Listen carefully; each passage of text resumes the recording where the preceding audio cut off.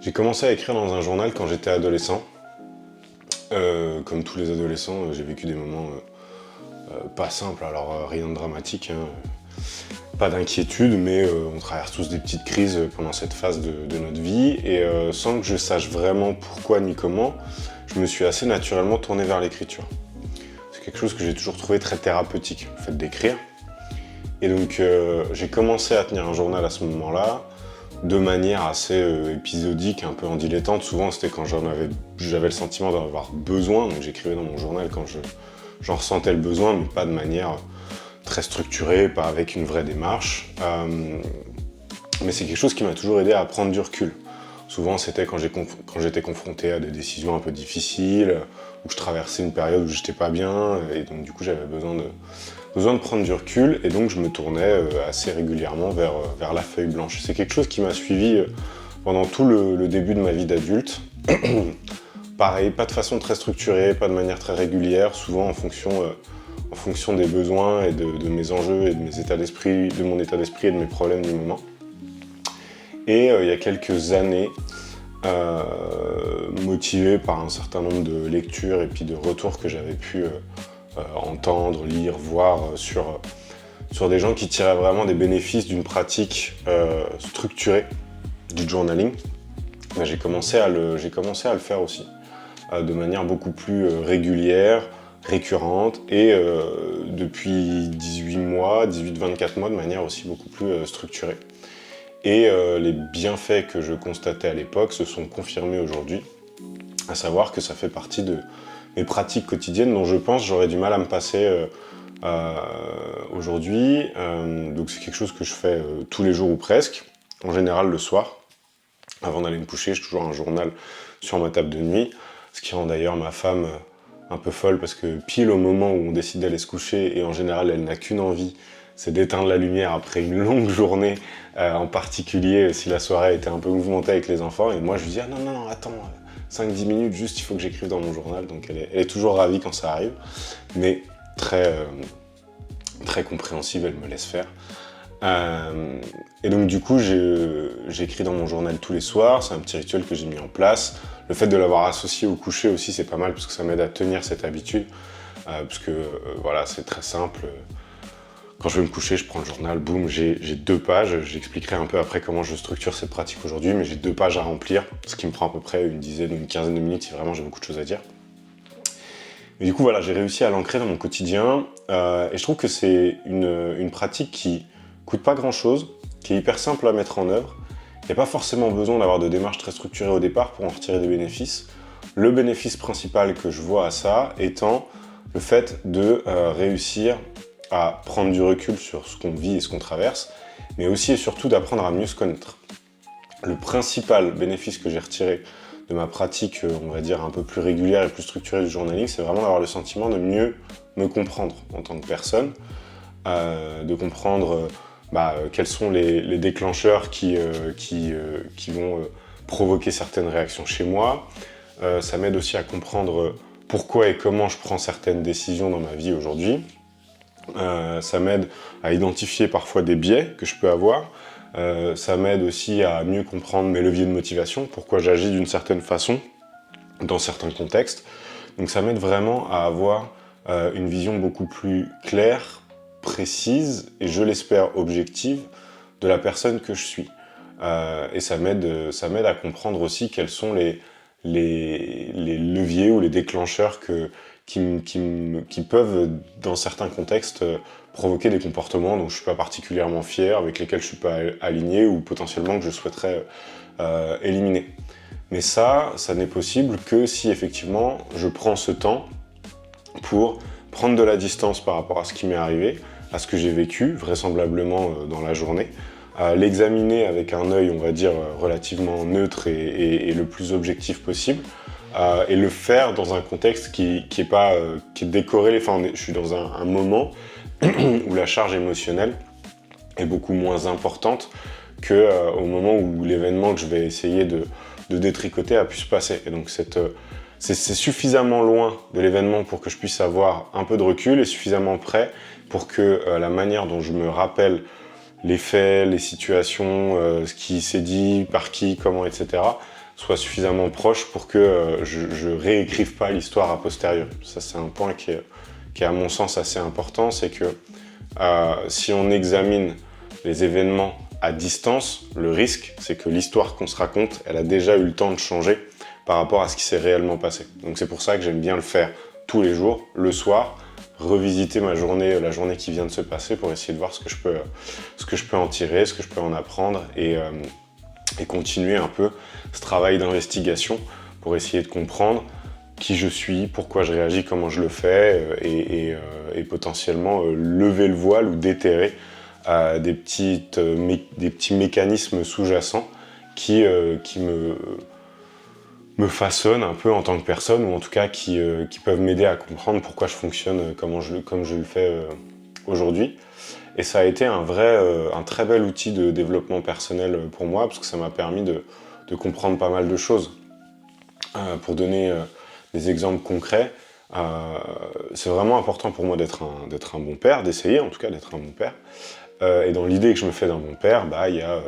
le fait de réussir à être patient, compréhensif, essayer de se mettre dans les chaussures entre guillemets de ses enfants pour comprendre comment ils réagissent, pourquoi ils réagissent comme ils réagissent, enfin voilà, essayer de vraiment se mettre à leur place pour pouvoir être en capacité de dialoguer avec eux, etc. Et c'est pas évident tous les jours. Il y a des jours où, pour tout un tas de raisons, que ce soit ce qui s'est passé au bureau pendant la journée ou potentiellement un état de fatigue ou des choses comme ça, où évidemment le niveau de patience diminue, quoi. Et où j'ai pas le calme, enfin j'arrive pas à faire preuve d'autant de calme que je le voudrais, j'arrive pas à être aussi compréhensif que je le voudrais, etc. Donc heureusement c'est des choses qui arrivent plutôt à la marge, mais c'est arrivé suffisamment souvent pour que je me pose la question de savoir pourquoi est-ce que je réagis comme je le fais parfois dans certaines situations. Et donc le fait d'examiner d'un peu plus près ces moments de vie-là, ça me permet de comprendre pourquoi je réagis comme je le fais dans certains contextes. Pareil au travail, j'essaye en tant que dirigeant d'avoir une posture,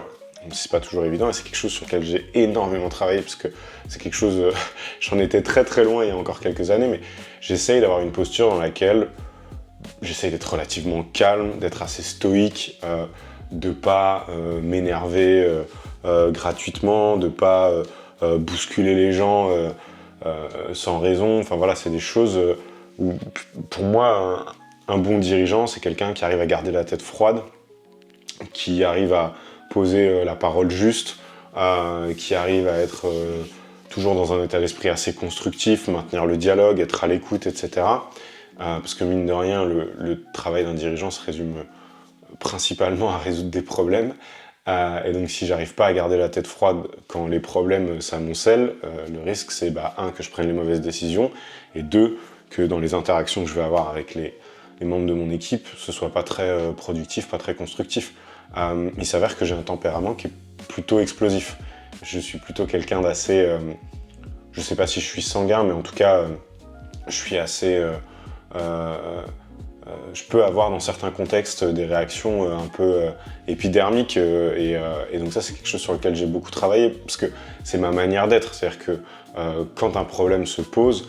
j'avais historiquement besoin d'avoir une phase où j'exprimais potentiellement mon mécontentement ou ma frustration pour pouvoir être en capacité de l'évacuer de mon système et ensuite réfléchir de manière beaucoup plus posée, constructive, calme, etc. Mais mine de rien, je me suis rendu compte que cette phase-là, qui était en partie nécessaire pour moi, n'était pas forcément très productive. Et donc du coup, j'ai essayé de travailler pour comprendre qu'est-ce qui fait que j'avais le sentiment d'être obligé de réagir comme ça, comment je pouvais essayer de faire autrement, etc. etc. Et c'est notamment quand j'ai travaillé là-dessus que j'ai découvert une phrase qui est devenue un peu un de mes mantras et que j'ai beaucoup répété ces dernières années, que j'écris encore régulièrement dans mon journal et que j'ai d'ailleurs partagé avec certaines personnes qui m'entourent, qui est « je ne réagis pas, je réponds ». Et ça fait écho à un des gros bénéfices que je vois à la pratique du journaling, c'est le fait que quand on arrive à examiner ce qui se passe dans nos vies en prenant un petit peu de recul, en le faisant en étant encore pas très loin de la situation initiale, de ce que je disais, c'est pour ça que je le fais le soir, dans la journée qui a suivi les événements, mais quand on arrive à examiner les choses de façon un peu dépassionnée, avec un contexte émotionnel qui est beaucoup moins chargé,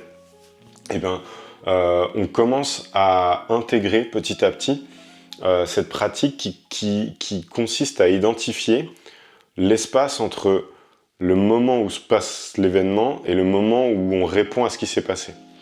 Et en fait, je me suis rendu compte, moi, par exemple, que les comportements problématiques que je pouvais avoir dans certaines situations, souvent étaient très liés au fait que je n'avais pas saisi le moment entre l'événement et la réponse pour essayer de prendre du recul, de réfléchir et d'apporter la réponse la plus appropriée possible. En fait, souvent,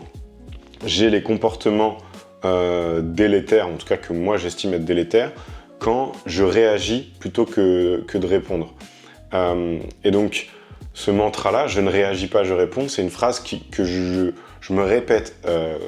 à moi-même tous les jours quand je suis dans un contexte où j'ai le sentiment qu'il y a une réaction un peu émotionnelle qui va arriver. Alors ça peut être soit voilà, mes enfants qui ont été entre guillemets à bout de ma patience et où je sens que je commence un peu à monter en pression, ou alors quand je suis dans un contexte où un client, un collaborateur appuie sur les boutons entre guillemets qui sont des déclencheurs chez moi, que je sens un peu cette réaction émotionnelle monter et où je me dis je ne réagis pas, je réponds. Et en fait, le fait d'avoir réussi à identifier ce gap entre l'événement et la réponse, et de plus tomber systématiquement dans la réaction, mais vraiment essayer d'apporter une réponse constructive à la situation, c'est un mécanisme que j'ai développé parce que le fait d'examiner régulièrement les situations où j'ai eu des comportements que j'estimais ne pas être les bons m'a permis de prendre conscience de ça, du fait qu'aujourd'hui je ne me saisissais pas de cet espace-là. Et donc, examiner ces journées, sa vie d'une manière générale, et par sa vie j'entends les événements et les réponses qu'on leur a apportées au quotidien, ça permet vraiment de détricoter et de travailler sur des axes de progrès ou d'amélioration qu'on aurait pu identifier. La manière dont je le fais aujourd'hui, parce que ça a beaucoup évolué, historiquement je le faisais beaucoup à travers par le passé en tout cas je le faisais beaucoup à travers de l'écriture libre, donc c'est-à-dire que j'avais un truc dans la tête, je le sortais de ma tête sur le papier, le fait de le coucher sur papier, de mettre vraiment des mots sur les sentiments que je pouvais avoir, les émotions que je pouvais ressentir, l'histoire que je me racontais par rapport aux événements qui s'étaient produits, ça m'aidait à prendre du recul et à commencer à